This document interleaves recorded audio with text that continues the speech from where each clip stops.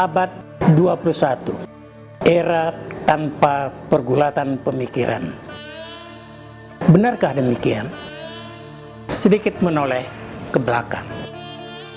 Coba kita lihat bagaimana rangkaian dari lintasan transformasi budaya yang terjadi di negeri kita.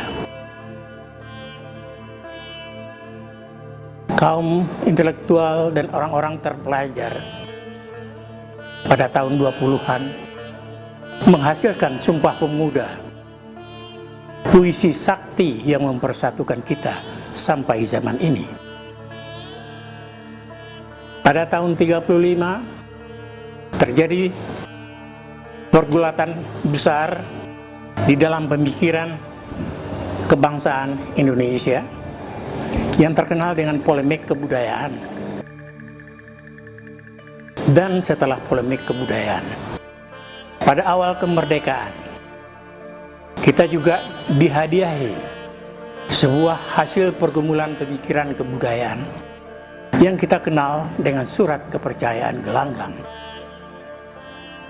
Dan yang terakhir, pada tahun 63, putra-putra terbaik di Indonesia juga sudah memproklamasikan sebuah dokumen penting di dalam pemikiran politik kebudayaan di Indonesia, yaitu Manifest Kebudayaan. Tetapi semuanya bagaikan berhenti di situ saja. Pertanyaannya sekarang, setelah era transformasi budaya yang begitu cemerlang dengan pencapaian-pencapaian Sumpah Pemuda sampai Manifest Kebudayaan, pertanyaan sekarang adalah, apakah yang dicapai oleh generasi abad ke-21 ini?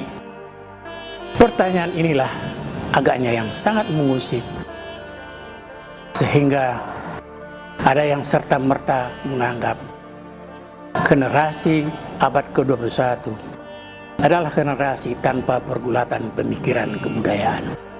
Lebih jelek lagi, ada yang menuduhnya bahwa generasi ini adalah generasi yang menikmati, generasi para hedonis dan generasi para konsumerisme. Tapi saya pikir itu tidak benar, tidak sepenuhnya benar.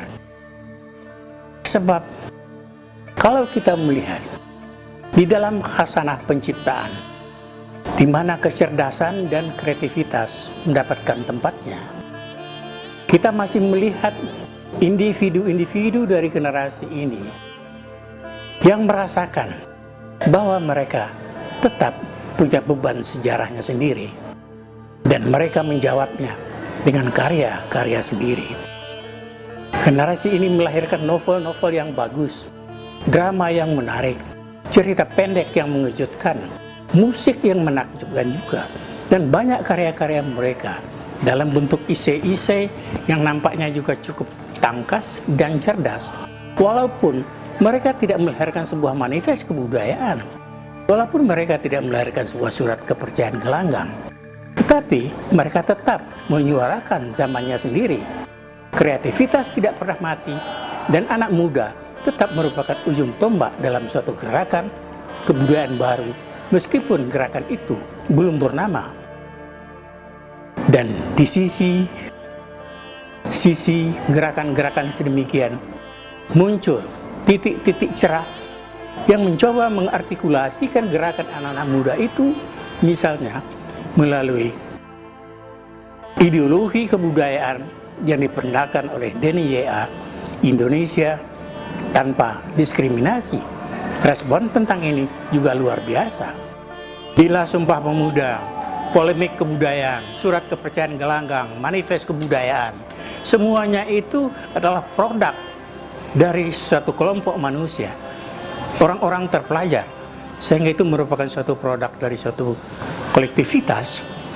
Maka berbeda dengan semuanya itu, Indonesia Tanpa Diskriminasi, yang adalah sebuah ideologi kebudayaan, merupakan hasil dari pergumulan seorang intelektual, jadi bersifat individual, bukan kolektif. Saudara Denny Y.A. hanya sendiri, tanpa siapa-siapa, ketika dia merumuskan ideologi, merumuskan Indonesia tanpa diskriminasi, yang kemudian kita kenal sebagai ideologi kebudayaan. Jadi kita harus sabar menunggu. Meskipun tidak ada surat kepercayaan gelanggang, tidak ada manifest kebudayaan, tetapi banyak sekali tanda-tanda bahwa awal satu pencerahan zaman kebudayaan kita sedang berlangsung.